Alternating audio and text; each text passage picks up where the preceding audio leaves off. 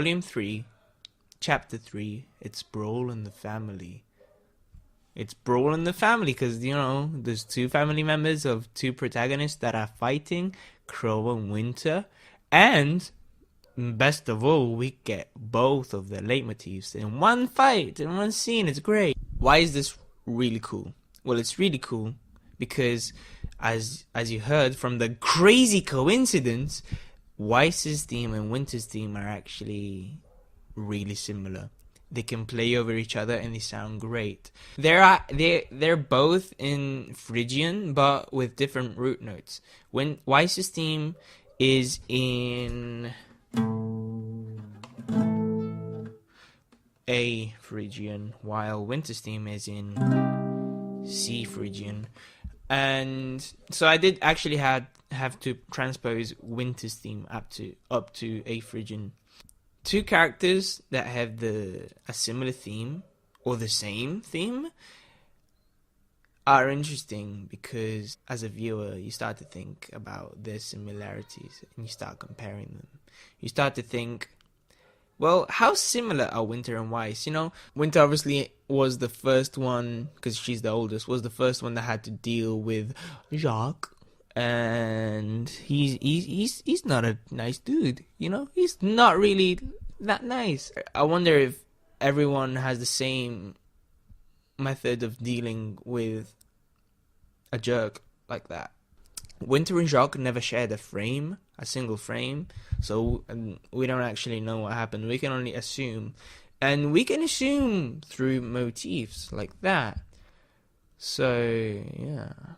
Now, looking into the sisters' past with their father, I think it's way more interesting to see it in this way.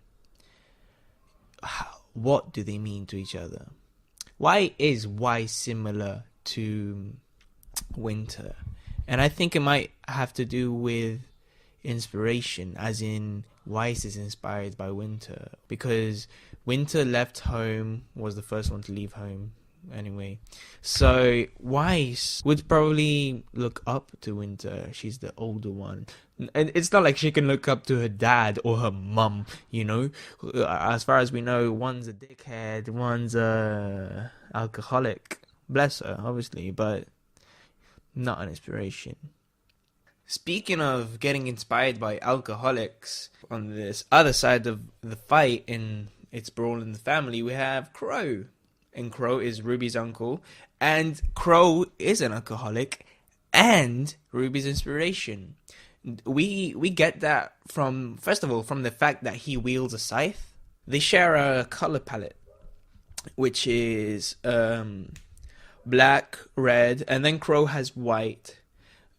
But yeah, they also both have dark hair, which is, I mean, that just gives birth to a lot of Crow is Ruby's father theories. So, and also they get along so well, and the show portrays it. The show on its own portrays the relationship with Ruby and Crow in that way, as in, so Taeyang is the biological, the boring dad, like in Ruby Chibi, and Crow is the cool dad.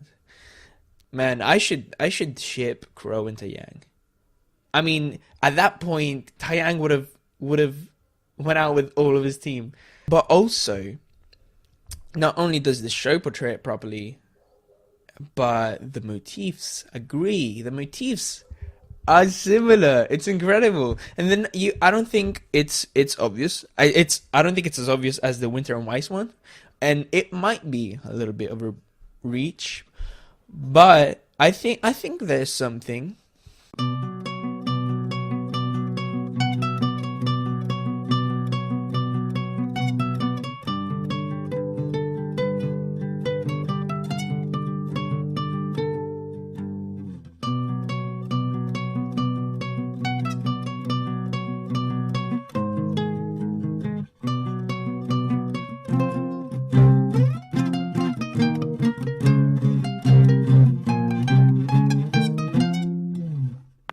Now they were similar, right?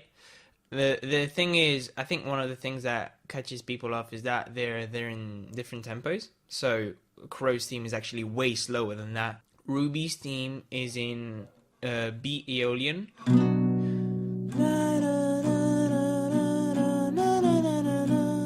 Crow's theme starts off in, I'm just gonna say G minor, because giving a key to Crow's theme is really hard, because there's lots of non-functional chords. And now let's look at the chord progression. The chord progression in RWBY's theme is pretty straightforward. There's only like 2 chords. You get B minor, which is the root note, the root, like the tonic in the scale, in the key. Just take it. And then we get the 6th major, which is G major. It's pretty straightforward. Right? It's that's all it is, really. And the thing is, they're both functional chords because they're both in a key, and they're not so groundbreaking. You know, they're pretty steady. It's hard to find a proper adjective, but the fact is that a human, while listening to the song, can expect the chords that are coming. That's what it means. And however, it's a completely different thing with Crow's theme, because it jumps from this G minor, which is the root, to a E major, which is so unexpected, and it sounds so good. My friends, they love specifically this chord progression. My friends that are not like musically nerdy like me, they say, okay, this specific thing is making me feel really cool. It shows that Crow is a badass, and I'm like, yeah, it's true. That's an achievement. That's good, Jeff. Keep it up. Let's speak of the melody, because they actually have the same function. This is RWBY's theme, right? Na, na, na, na, na. That's the minor third and the second, which is the same first 2 notes of Crow's theme as well. Na, na, na, na. Same thing, minor third and second. So yeah, even though they're transposed, they do start off exactly the same, with the same chords and the same melody. Anyway, the chord progression on Crow, it's heavy, it's impactful. This goes from G minor to D flat minor, which is a tritone away.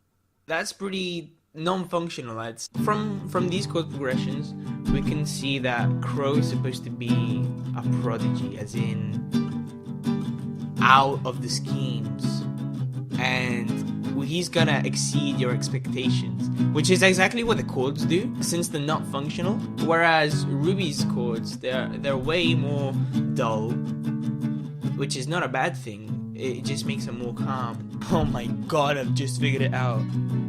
Doesn't make him more calm, it makes him more simple. It's more simple. Like victories in a simple soul. I'm done. Bye.